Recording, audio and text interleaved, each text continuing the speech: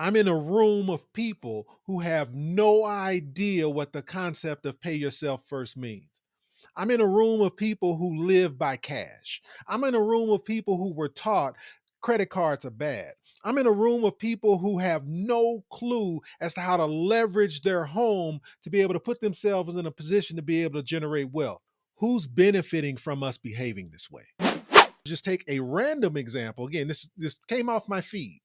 It was a random example within a Dave Ramsey community. I blacked out the person's picture and the name because none of that matters.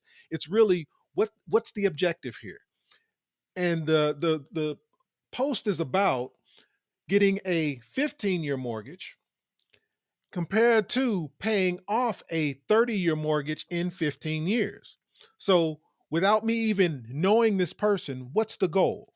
The goal is, hey, I've got a certain monthly payment that I'm making on a home that's worth 275,000.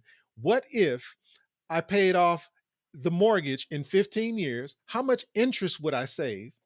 And in addition, versus one of the other strategies that I'm seeing a lot going on at the moment, and that is keeping your 30-year mortgage but paying it off in 15 years. So ultimately, the goal is to at some point stop paying as much interest as possible to the bank. So I want to pay my home off early to reduce the amount of interest that I'm paying. But then what do you do after that? And as it kind of went on in the comments, the goal from there is once I pay off my home, I want to now start focusing on generating wealth. I have no idea how old this person is. I'm going to give them an age of 30. So 30 years old, I want to pay off my home in 15 years, and she's comparing two different scenarios: getting a 15-year mortgage versus keeping your 30-year mortgage and paying it off in 15 years. So again, paying off the home in 15 years. I'm 30 years old. That means by age 45, and at age 45, I'm going to start putting the extra money into a vehicle to start producing income. And so, what I just wanted to highlight is in doing so, if there was a 15-year mortgage, the total principal paid was about 219,000 and the total interest paid was about 120, compared to if she would have just kept the 15-year mortgage and paid it off in 15 years. She's saying, hey, I'm going to put away 1534 plus an extra $510 a month, which means I would have paid a total principal of 220, total interest paid of 144. So when you do that math, what you learn is if she would have just gotten the 15-year mortgage, she would have saved, she would have prevented from paying about $25,000 in interest by just doing that. In essence, what she's saying is, hey, I want to do this. I've got this $275,000 mortgage that I want to pay off in 15 years. Whether I do it using the 30-year mortgage in 15 years or converting to a 15-year mortgage. And so, what I wanted to highlight was, well, what would that income look like if at the end of that 15 years they took this $1,899 and put it to work from this point forward to accomplish the goal, or kept the 30-year mortgage, paid off the 30-year mortgage in 15, as they stated, meaning putting the $1,500 a month, which is the normal mortgage payment, plus that extra $510, take these $2 amounts, put them to work, then at the end of that 15-year period, then getting your money compounding. Meaning, what's the income difference between these two actions is the piece that I wanted to kind of highlight in today's example. My example, though, is, and we'll go through all of these. My example, though, is what if instead we just keep the 30-year mortgage, which means we're going to pay more in interest, but we're going to take that 1534, again, continue to pay, and whatever I would have paid on that 30 year, take this 335 and put it to work, or maybe not even take that 335. Take that extra $510 a month, take the extra $510 a month and put it to work. Ultimately, there's four scenarios we're going to look at. I first want to pull up the mortgage calculator. And the reason I want to pull up the mortgage calculator is because I want to take a look at if we just kept the 30-year mortgage, how much interest would we pay? Again, we're talking about a $275,000 mortgage. They put $55,000 down as a down payment. The interest rate is 7.473%. And come over here. And so, in essence, Over that 30 years, total interest would be about $332,000 in total interest is what would have been paid if they kept that mortgage. Total out-of-pocket expense, about $552,000. Significant. I mean significant compared to some of the other values. But here's my argument. Pay attention to these numbers because sometimes we get wrapped up in, do I want the bank to have this interest? Meaning, do I want to pay this money to the bank? My challenge is, would you give the bank $1 if you could make 20? Would you give the bank $5 if you could make 15? Meaning, if we focus more on how much we are able to build within this vehicle versus what's happening elsewhere, would that honestly make a difference? So that's the question I want answered as we go through this. If we were to just do a 30-year mortgage alone, let it play its way out, we would have paid $552,000 for this home. In interest, total in interest would be about $332,000. Significant. But what does that look like if we were to take that same 30-year mortgage, pay it off in 15 years? And we have those numbers as well. But what I wanted to highlight is, instead of paying $332,000 in total interest, what would that interest be? How much interest is actually saved between these 2 points? Meaning, if I pay off that 30-year mortgage in 15 years, how much interest is actually saved? Interest on that 30-year mortgage being paid off in 15, the total interest paid is $144,932.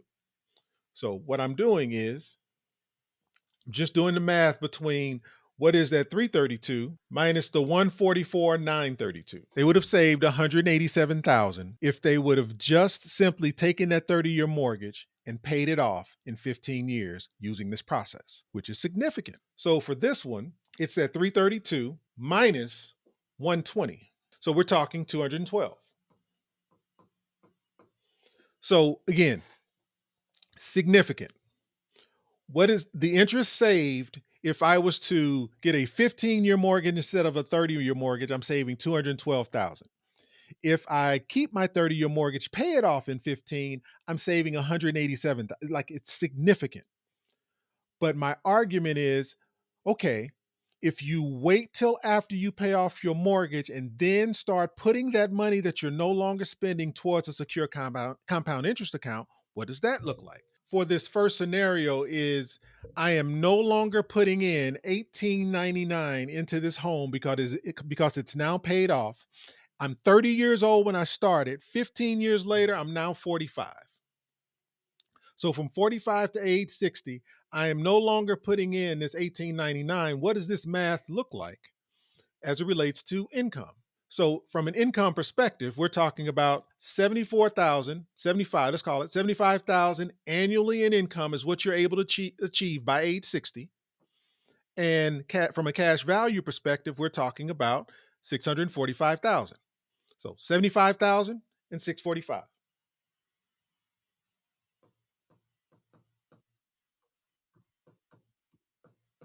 Now, what does this look like if we were to pay off that 30-year mortgage in 15? So what that means is we're going to take I'm going to do this two different ways. We're going to take the 1534 that we're no longer paying, 1534 that we're no longer paying, put it in a secure compound interest account for the next 15 years. That income equates to $60,000 plus 512,000 in cash value. So 6,000, 60,000 and 512.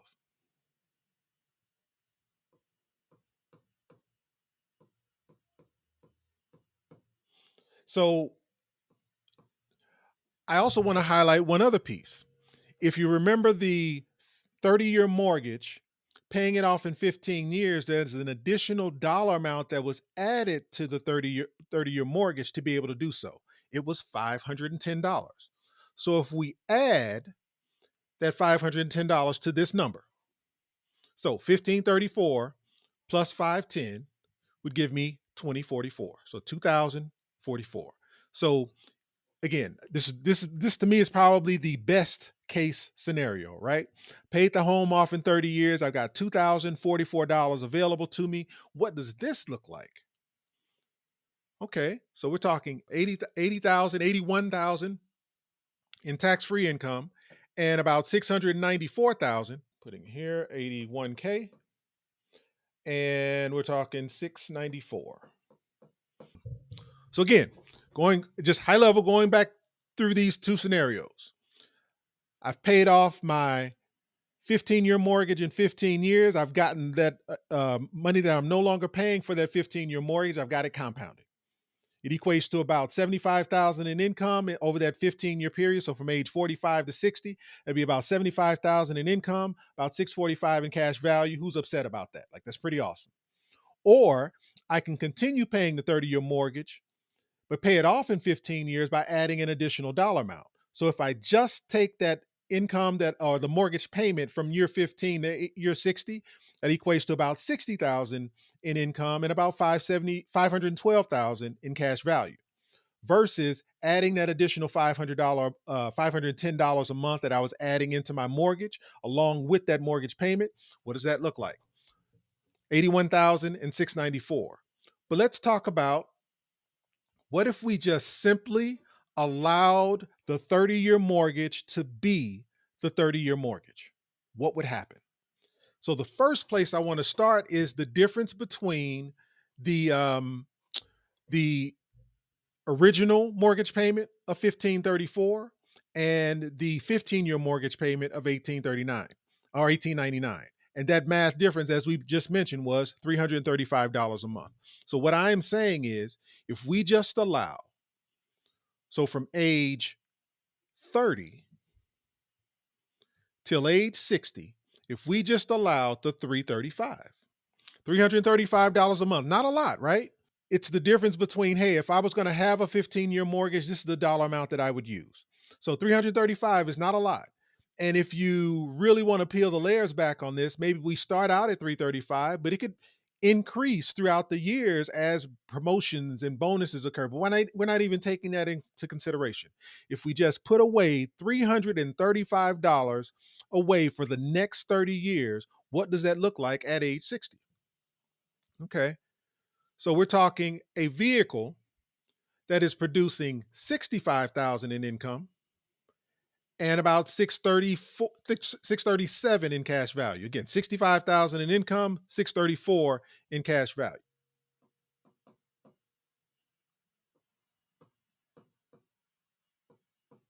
Now, one other caveat to this though is, remember that $510 a month?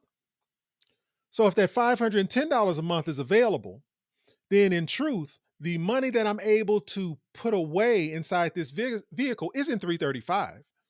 335 is the difference between the 15-year mortgage and the 30-year mortgage payments.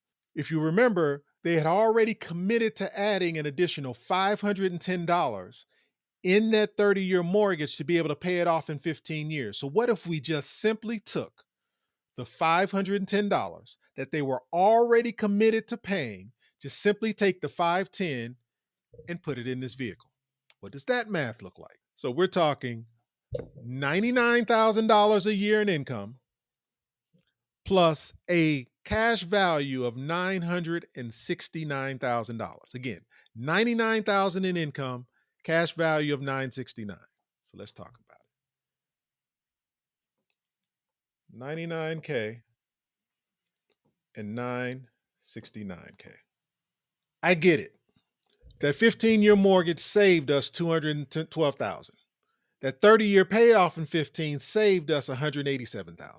And I get it. The 30-year mortgage cost us $332,000 in interest. I get it. I don't want to give the bank more money than they deserve either. But when I'm 60 years old and it's time for me to retire, what do I care about? What I care about is my ability to be able to sustain my lifestyle from the time that I retire to the time that I'm no longer here. Which one of these would allow me to sustain that lifestyle is the question. And I think there's a viable argument to make. This is not a bad income. $75,000 with cash value of 645K, nothing wrong with that. I don't necessarily like the 60,000, but comparatively 75 compared to 81, I'm not mad about either one of those. But if I would have just allowed this vehicle to do what it needs to do, if I would have just simply paid myself first, focus on a vehicle where I can put my money away and allow it to work for me, that's $99,000 tax free for the rest of my life. You paid your home off, and you're almost a millionaire, and you've got almost a six-figure income for the rest of your life. We are conditioned to believe that it is okay to pillage our retirement account to be able to save our home, but no one thinks about how to leverage our home to be able to produce income. We've got these three vehicles, and these three vehicles are all designed to build wealth and income for us. If we could learn how to leverage our home a little bit better, meaning versus paying off the home, can we leverage this home a little bit better to be able to build income? And if we put our money in the right place, it can do some special things for us. The other piece that makes this conversation important is the idea behind compound cycles. Why does any of this matter? It's because I only have so many compound cycles in my lifetime. I'm 30 years old, and I've been taught by the Dave Ramsey community that from baby step one to whatever the last baby step is, the objective is to pay off my home, become debt free so that I can focus on generating wealth. Well, if it takes me 15 years to be able to start generating that wealth, how many compound cycles did I lose in the process? What is a compound cycle, though?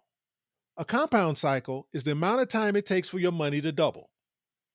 So if I am waiting 15 years before I allow my money to start doubling, how much time would it take for me to be able to produce enough income or produce enough wealth to generate the income to satisfy or replace what it is I currently make? The compound cycles are very, very important here. Ultimately saying the sooner or the earlier you can get your money working for you, the earlier you can put yourself in a position to potentially retire early or to be able to leverage that income to still pay off your home if you wanted to. How about this?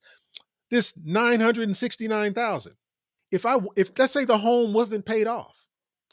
Let's say I put this $510,000 away, and I wasn't even attempting to pay off the home. I'd taken a second position HELOC. I did a whole bunch of other things. So I still had a mortgage by the time I was 60 years old. You're telling me I can't leverage a portion of this dollar amount to pay off a $275,000 home? So even if I didn't pay the mortgage off, let's say I refied and the clock restarted, and I refied because mortgage rates ended up dropping. So instead of the 15 whatever I was paying, I dropped it down to something less. Still, I never paid off the home. You're telling me after putting away this $510,000, this $510 a month, I couldn't leverage some portion of that 969 instead of a properly designed secure compound interest account to still pay off my home? And again, it's all about the shift in thought process.